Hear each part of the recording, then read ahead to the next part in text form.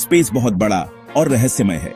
इसमें कई अद्भुत चीजें हैं, जिनमें ब्लैक होल भी शामिल है। सोचो, एक ऐसी जगह जहां ग्रेविटी इतनी स्ट्रांग है कि कुछ भी, यहां तक कि लाइट भी बच नहीं सकती। ये है ब्लैक होल, स्पेस टाइम का एक ऐसा एरिया जहां ग्रेविटी का खिंचाव बहुत ज्यादा होता है। ब्लैक होल खाली जगह नहीं होते। ये बड़े बड़े स्टार्स के बचे हुए हिस्सों से बनते हैं, जिनका जीवन खत्म हो गया है। ये बचे हुए हिस्से बहुत घने होते हैं, मतलब बहुत सारा मैटर एक छोटी सी जगह में पैक हो जाता है।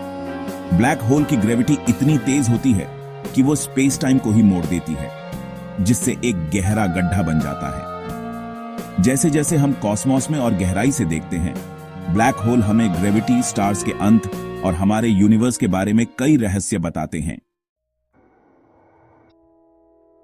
स्टार्स जैसे बड़े बड़े भट्टे होते हैं, जिनमें न्यूक्लियर फ्यूजन से एनर्जी निकलती है।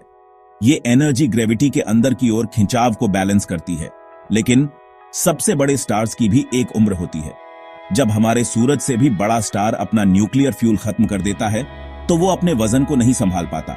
इसका कोर अपने आप गिर जाता है, जिससे एक सुपरनोवा एक्सप्लोजन होता है, जो पूरी गैलेक्सी से भी ज्यादा चमकता है।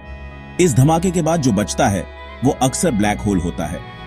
कोर एक छोटे से पॉइंट में सिमट जाता है, जिसे सिंगुलैरिटी कहते हैं। ये सिंगुलैरिटी ब्लैक होल के बिल्कुल बीच में होती है, और यहां पर फिजिक्स के हमारे सारे नियम काम करना बंद कर देते हैं। ब्लैक होल की सबसे खास बात उसका इवेंट होराइजन होता है। स्पेस में एक लाइन की कल्पना करो। अगर आप इस लाइन को पार कर जाते हैं, तो आप कभी वापस नहीं आ सकते। ये लाइन ही इवेंट होराइजन है, जहां से वापसी नहीं होती। इवेंट होराइजन के अंदर ग्रेविटी इतनी स्ट्रांग होती है कि कुछ भी, यहां तक कि लाइट भी, इससे बच नहीं सकती। जो भी चीज इवेंट होराइजन को पार करती है, वो ब्लैक होल के सेंटर में मौजूद सिंगुलैरिटी की तरफ खींच जाती है। जैसे जैसे कोई चीज ब्लैक होल के पास आती है, उसके साथ स्पेगेटिफिकेशन होता है। ग्रेविटी इतनी तेज होती है कि वो चीज स्पेगेटी की तरह खींच जाती है। ये दिखाता है कि ब्लैक होल के पास ग्रेविटी कितनी ज्यादा होती है।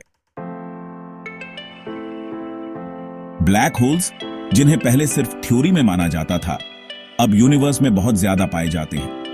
हमारे सूरज से लाखों या अरबों गुना बड़े सुपरमैसिव ब्लैक होल्स ज्यादातर गैलेक्सीज के सेंटर में होते हैं। हमारी मिल्की वे गैलेक्सी में भी ये विशालकाय ब्लैक होल्स गैलेक्सीज के विकास में अहम भूमिका निभाते हैं। ये स्टार्स की कक्षाओं, नए स्टार्स के बनने और कॉस्मोस के स्ट्रक्चर को प्रभावित करते हैं। ब्लैक होल्स सिर्फ अजीबोगरीब चीजें नहीं हैं, ये कॉस्मोस का एक जरूरी हिस्सा है। इनकी स्टडी हमें फिजिक्स के नियमों और हमारे यूनिवर्स को चलाने वाले प्रोसेस के बारे में बहुत कुछ सिखाती है।